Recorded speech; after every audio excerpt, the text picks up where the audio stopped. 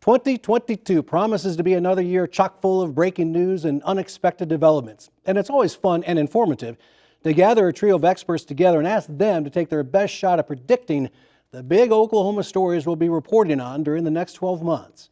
Moderating our in-depth conversation, here's Susan Cadeau and her special panel of guests. Thank you, Rich. And we have much to cover, so I want to jump right in and introduce our panel to everybody. First, we have Scott Mitchell, who is an Oklahoma political analyst, was our first guest on our very first in-depth and has helped OETA with election night coverage.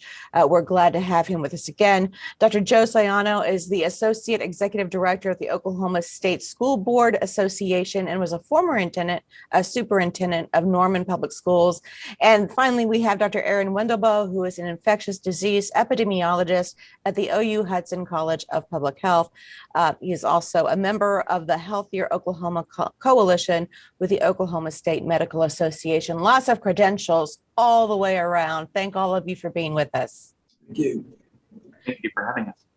Well, Dr. Wendellboe, we're going to begin with you. COVID has, of course, just defined the last year and a half, even the last 2 years. And now we're staring down January with a surge in Omicron. What do you see as happening? Is this going to be a big concern? Is it going to be a long-lasting concern, not only for Oklahoma, but for the nation? What are you hearing? This is a very tricky question to answer because it has two parts. I believe COVID and Omicron and new variants will be with us. So I want to emphasize that there will be a continued need to take some precautions, to use some wisdom, and to use good judgment. But there's another side of that response, which is because COVID is going to be with us long term, I do not see what I would say like an off-ramp. I don't see it getting us reaching a certain milestone in the near future. So from that perspective, I also urge Oklahomans to not put off living their life anymore. Consider how you can move forward with the ups and downs of COVID and have those relationships with your loved ones and your friends in this new normal. Do you see more treatment coming down the pike for to help control spread of the variants that might come? Really, it's actually, you don't know what's going to happen, what variant might come down after Omicron. Exactly. Omicron and COVID in general has just caught me by surprise. Ever since COVID hit, I've been asked to make a lot of projections. Most of the focus has been on transmission dynamic modeling, but incorporating the emergence of these variants has been the most tricky aspect of it. And so really just looking at the emergence of previous variants, we're thinking that maybe every 4 to 6 months, we're going to be dealing with a new variant.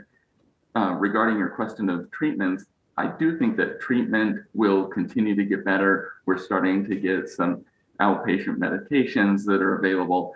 The extent to which that's going to prevent the spread, as a public health professional, I would not rely necessarily on those tools. Dr. Siano, after hearing everything that Dr. Wendellboe just said, is this a very fine line to walk in the world of education for Oklahoma? What can parents, teachers, students expect moving into a brand new 2022? I think I agree exactly with Dr. Wendellboe, and I think that schools are beginning to embrace that process. Look, we know that the best place for students is in the classroom with their teachers every day. We went through a pretty difficult time in terms of trying to make that happen. Health and safety have to be a priority, but we also know that if we can find a way to make things as normal under this new normal that we can for kids, in the long run, it's in their best interest from an academic standpoint, but even more so from a mental health standpoint and a relationship standpoint. So I think, like the doctor just said, we have to find a way to work in this new normal and do the things that we know are right for kids. Later, I want to talk to you about how our students are faring academically post the first quarantine. But as you take a look at other cities around the nation, maybe making the decision to go virtual for a few days, what do you make of that? Is that something that you could ever foresee happening in Oklahoma again? Yeah, I think again, we still have to follow the science. We still have to take our lead from the health experts. So there may be occasions where we have to see schools go in and out, but maybe not under the same circumstances we saw in the early pandemic stage, where all schools were shut down, and we tried to find I think we tried to make everything fit the same for every student population. And we know we have rural schools, we have urban schools, and we have suburban schools. Settings are a little different. So I think that one of the things that we've talked about is a lot of this has to be locally decided within that community, with that school community and the wider community. Yeah. All right, I want to switch gears now and come to Scott. Scott, I want to talk to you about politics. And one of the big things that people will be watching in the next year is a gubernatorial race right here in Oklahoma. You want to kind of update everyone about that? I just don't think everybody's in that's going to be in. It's just a guess, but it's going to be an education election, and it's going to be an election based upon who handled COVID. I mean, if you were to ask me about what the best thing about last year and the worst thing about last year is we had the tools. We have had people make sacrifices, frontline workers, scientists, guys like Aaron Wendellboe, who've gone out there, done things heretofore unimaginable to give us tools to stop this pandemic. The worst part of it is about 40% of the people in this state and around the country simply are not being responsible. They don't want to be responsible. It's politics. And I look at some of this legislation being filed. I'm going, yeah, the elevator shaft goes to the 10th floor, but the elevator's not going all the way up. I mean, this is the most political virus in the history of the world. And right now people are angling to win primaries over it. So right now, the two standout candidates that I see are incumbent Governor Kevin Stitt and State Superintendent Joy Hoffmeister, who I must mention in transparency sits on the OETA board. You said you foresee others entering the race. Any ideas who? I don't. You know, we go back to 86 when a guy by the name of Mike Turpin had the Democrat nomination all sold up, and just before filing, a guy named Walters filed. Up to that point was an unknown guy. There have been a lot of people in Oklahoma history that were not the front runners. In fact, front runner is not a great place to be in Oklahoma. But obviously, Superintendent Hoffmeister and Governor Stitt are odds-on favorites to win the nomination in both of those parties. Yeah, we're wondering about that. I know Superintendent changed her political party and will be running as a Democrat, and we'll see what happens in the primaries there. The intersection of COVID through all of this is astounding, isn't it?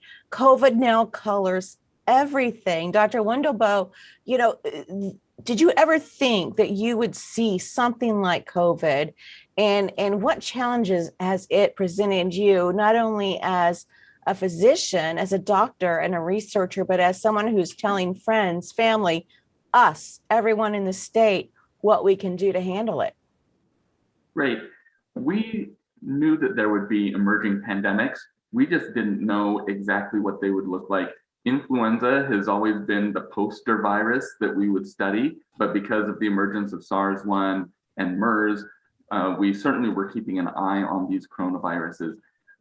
I would say that there were a couple things about this particular pandemic that caught me by surprise scientifically, which is that it was both highly transmissible and it caused this wide range of symptoms. Some people it's very severe and causes death, and then you've got a lot of people with asymptomatic infections. And so this wide range makes it very difficult to identify and trace people who are infected. But I would just segue that into the political discussion, is that it's that feature that makes it a very political virus. And that's because anyone who says the virus is very severe or it's not severe in a very small corner of their world, they're right. And so, and sometimes as humans, we have a hard time trying to make amends when two things that seem opposing odds when both can be true in a complex world. One of the discussions that came up, Dr. Siano, in the past year was whether or not to mandate masks for students at schools. And I know you talked about letting localities determine what's done. Does the school board association, do you guys take a stance on this? Our stand was really that these should be locally driven decisions, and any tools that could have made a difference in the ability for students to stay in school and teachers to be protected should have been made at the local level. And taking tools away during a pandemic is not what I would consider the best approach to way we could have dealt with this situation. And I also agree with Scott. So much of this became politically driven, and with the variance of the way people did suffer through that pandemic, if they did have it, the variance there created a lot of difficulties at the school level. We've had issues and health issues that have impacted schools forever. This is not the first one. Obviously, it's totally different. And we were able to rely on our health officials to help us make those decisions that were right for students and right for the school district. It became really difficult to do that through this process because I think some of the things that Scott said. This is the issue, isn't it, Scott? Especially in Oklahoma. I mean, I think so. And, I would take you back, Susan, to when we were at 2 years. We're entering year 3. Had the vaccine been available in May of 2020, it'd been 90% uptake. Okay. The problem with the vaccine came along for general use after the election. The fact is that the political virus is loose. People see 2 weeks ago when former President Trump said, hey, vaccines work. You cannot believe, you've all seen the pushback he got. The only thing that's really changed, in my opinion, over the last 6 months was the day that the FDA said the Pfizer vaccine has full approval. Okay. So at that point, it was private businesses saying, you're going to get vaccinated. This is how you're going to behave. And that's what has changed things. Well, Scott, the legislature, do you foresee any plans coming out of this next session to address certain issues surrounding the virus, surrounding education and the virus? And I know there is more going on than just the virus, but as I said, it seems to color everything. So what do you see being the strong points, the concerns of the legislature? Well, there'll undoubtedly be some pushback. There'll be some legislators proposing legislation to push back on federal overreach. There are code words for that. So they'll be moving forward. Medicine has been having some difficulty reaching legislators, going, these are the smart things you need to do. And it started, the vaccine issue started before COVID, when we were dealing with the issues a few years ago. We started seeing measles outbreaks and things like that. But this one just turbocharged it.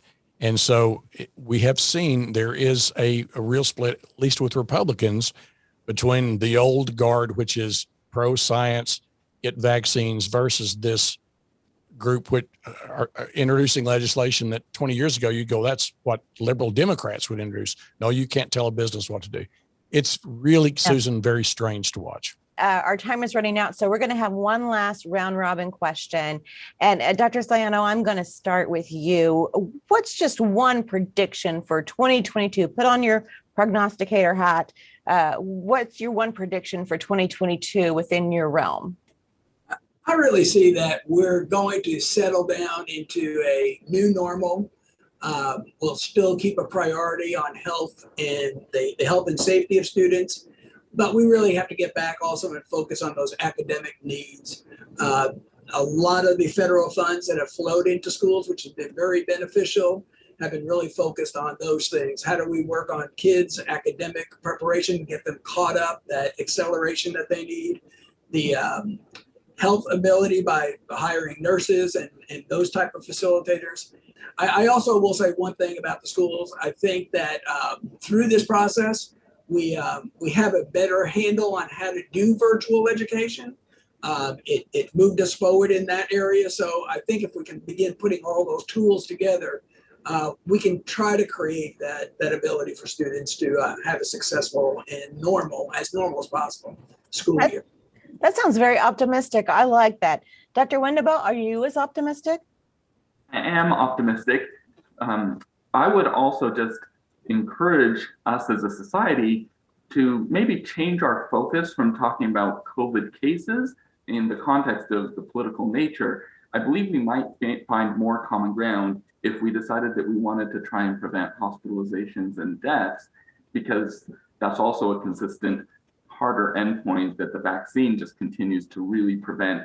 And so I think that even though we'll continue to see these ups and downs of cases, I think we'll get closer as we talk about that word of going into an endemic stage. I think we'll see that in terms of COVID related deaths and hospitalizations before we see it necessarily in terms of cases. Interesting. Good take. And Scott, ever the optimist, what are your predictions for 2022? In the short term, I think the interesting thing is going to be watch the legislative session. I think there's statesmen and women of both parties out there that are in between some really extremist sort of thought out there on the wellness side on one side, hating vaccines. So they've got to do what's best in terms of health is concerned, but they have to walk a very fine line because there is some really unhinged rhetoric that is getting some mainstream play. And the statesmen and women are going to have to be very careful. Plus, it's an election year, making it much more difficult to get things done. Yes. I would like to thank all of you. I wish we had more time to talk, but thank all of you for your time and for your insights. And I wish you all a happy 2022. Thank you. Thank you. Happy 2022. Indeed, Susan and guests, that was very intriguing. We will see what unfolds. Now, if you'd like to review that conversation or any of our in-depth segments, it's easy to do by accessing our Oklahoma News Report podcast. Each week, it will feature extended cuts of our in-depth segments as well as other content from our newscast and digital platforms. You can find our latest episode on Spotify or Apple Podcasts first thing Saturday morning. We encourage you to check it out and subscribe, rate, and review our extra content.